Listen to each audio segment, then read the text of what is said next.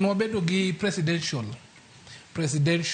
system wacho ni oyier technocrats jok ma are not in politics are not holding any position in the National Assembly. Koro waneno ni nitiere gimomiyo the framers mar the constitution no wacho ni wadhi that direction but gima ose disappoint over the days kaduoki iyudo ka the president pod dhi mana kuom politicians. It means ni gima nidwa no thiedh cha pod ok othiedhi. Koro makes this process both political and for political survival. Take for example jok moyier kaka Aden Duale. Aden Duale is a politician. Stand mage osenge kaka owuoyo and everything. Number 2 bende onge expertise in terms of medicine ma onyalo bedo ni ene makoro ta weche mag health. But the constitution bende nokomiyo president kata nokochiwo rang'iny moro ni mondo mi yieri as a cabinet secretary nyaka ibed ni in gi lony in that sector. Ni for example isomo medicine kata ka en kata kapo ni en gima chalo kaka weche mag puodho ni in gi gimoro agriculture.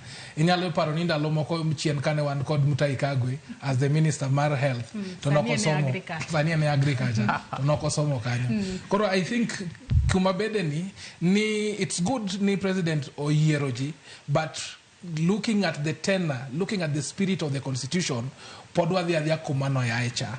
Nwadwa neno ni jok miyierogi gin jok moko ma namba achiel apart from just negi satisfy chapter 6 of the constitution, apart from having the qualifications, the basic qualifications, nwadwa neno ka gin kod qualifications dockets moket giego nikech mane gimomiyo noko kete parliament nikech nodwaro technocrats. Otherwise kikete kama tineno ka wabedo gi problem.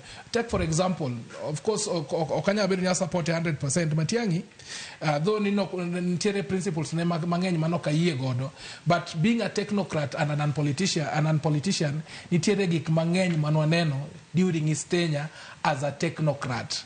Ineno ka nowuok education modhi ICT and everywhere manodhie nen kod nenoweyo blueprint maber. Of course gimoro amora man gi berne ni gi rachne.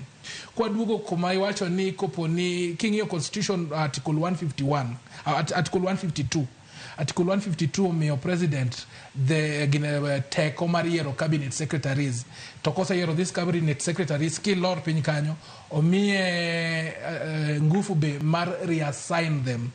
Koro seche mo yiero gicha en otimo gimiluongo ni nominations. Kose nominate then the National Assembly they approve. Ka National Assembly ose approve then o appoint. Koro gin gik moko adek. Nomination kaka notimo mokwongo cha, approval mar National Assembly kaso koro gibedo appointed by taking oath of office. Koro what happens ideally gimowinjo timre ni seche ma gidhie vetting mar approval cha onego gi present academic qualifications, onego gi present expertise mane gima koro jo Kenya ne nigodo gi ng'ur. Ineno ka Ruku kanis watch interview mano timcha ideally no commit the threshold mane ngato nyalo wacho confidently ni mae ngama will hold this position but anyway the National Assembly no approve which also begs the question ni is the National Assembly independent. Number 3 kani neno wendot embenen gi a lot of questionable remarks mano make ka ngat madhi protect gender gi ngama protect gender kata jok manyiri gi jok machuo all together nyalo wacho ni gima nigo wa en lack of money matine nia otemo justify gima je victims wacho ni ka ngato mi pesa kimiyo ngato pesa to kotimo wakidwaro to kuri time nade. It was so unfortunate but still no bedo approved. Koro it means question money penjocha the National Assembly has been captured and they are not performing role mar oversight kaka no chiwecha. Kaso of course koro one code gika we want to see whatever they do. President wacho malongo ni the real test chako sani.